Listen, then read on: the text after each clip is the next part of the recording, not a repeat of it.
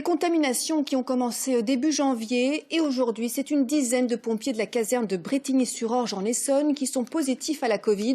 D'autres sont cas contact. Sophie Béchir, vous êtes devant la caserne. Est-ce qu'on en sait un peu plus sur cette chaîne de contamination ? Oui, Carla, tout démarre le 1er janvier dernier lorsque le chef de centre reçoit l'appel d'un des pompiers qui se déclare positif au Covid alors qu'il était de garde le 27 et 30 décembre. Le 6 janvier, 9 cas positifs sont avérés jusqu'à atteindre les 13 aujourd'hui, auxquels s'ajoutent 6 cas contacts placés à l'isolement. Et ce, malgré les mesures de protection et de désinfection respectées quotidiennement à l'intérieur de la caserne.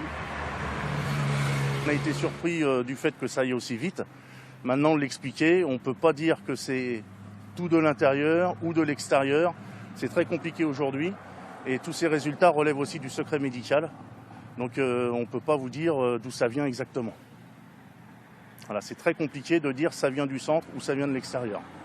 Et un comité d'hygiène, de sécurité et des conditions de travail exceptionnelles doit se tenir cet après-midi. Oui, mercredi dernier, un comité d'hygiène et de sécurité exceptionnel en effet a été demandé par les organisations syndicales qui se demandent pourquoi le centre n'a pas été fermé alors que, vous l'avez dit, près d'un tiers de l'effectif est en arrêt maladie.